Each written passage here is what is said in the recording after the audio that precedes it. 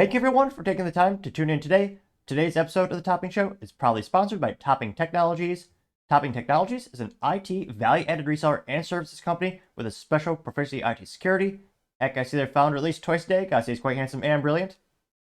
He's me, you see, that's the joke. If you're an IT leader or business owner, you can reach out to the team at sales@toppingtechnologies.com.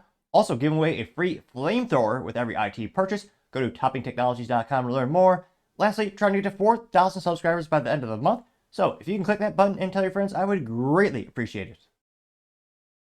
Now going over to the business part podcast, Red Lobster is back and they're bringing one of the favorites to the menu. Now this comes with us thanks to CNN Business, which somehow still in business, though, little spoiler alert for the rest of the show.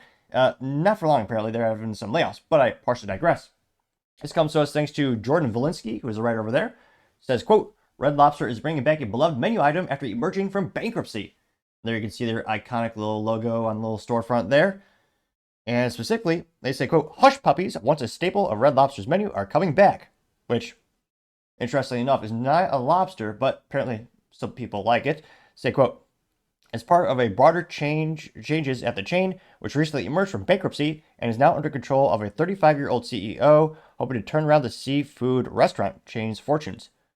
Rolling out this week, the overhauled menu is 20% smaller, but has 9 new items, including the beloved cornmeal fritters. Let's see, you have CEO Demolius saying, quote, there was a social media riot over us taking off the Hush Puppies a few years back. I expect a stampede into our new restaurants because we're bringing back the Hush Puppies, he said, apparently jokingly.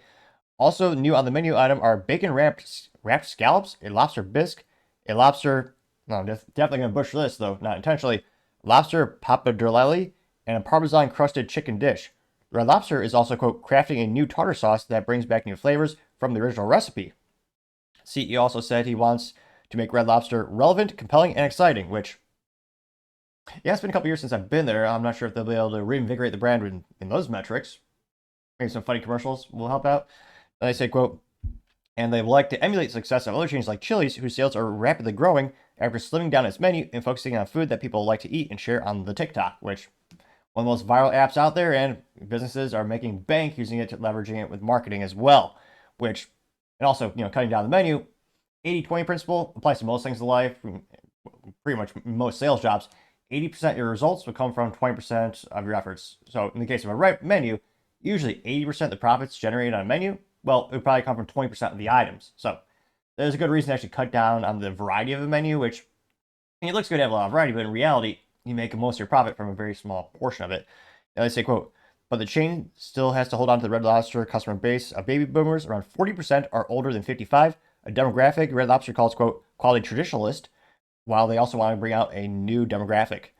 They know that diners will soon introduce new lighting at the restaurants, a new part of the CEO's efforts to attract younger consumers who may have grown up in the chain but haven't been back in some time, which, last time I was there, I think they saved a lot of money by having like 2 light bulbs in the whole thing, which I thought was part of the ambiance because like maybe you're on a lobster boat or something to that effect, but I can see that not being as exciting or whiz-bang fancy colors that some of the folks might want these days. Now, they say, quote, however, one item isn't making it back right away, the $19.99 endless strip deal. CEO said, quote, I never want to say never, but certainly not the way it was once done.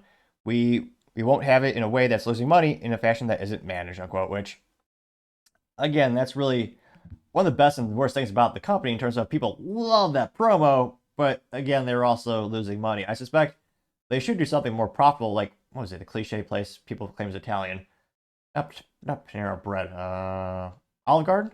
They always have that, unlimited breadsticks, which is mostly, I don't want to say like artificial bread, but like candy sticks, like Subway bread. It's technically bread with all the add-ins. It's illegally, funnily enough, considered a pastry in some countries. But profit margin is pretty good on bread, so you can afford to, give pretty much a nearly unlimited amount and not lose money on it. But with shrimp, you can't do that. So I'm not sure if they're going to think of maybe a seafood equivalent with something that has really large profit margins so that you can afford to do some type of endless deal in order to get people in the door. But it sounds like a lot of people are going to appreciate that bring back the Hush Puppies. Truth be told, I don't think I've had those in decades, but let me know, is this enough to actually get you to go back into a Red Lobster or spend hundreds of dollars having it delivered to you? Let me know in the comments, because as always, I'd be fascinated to hear what you have to say.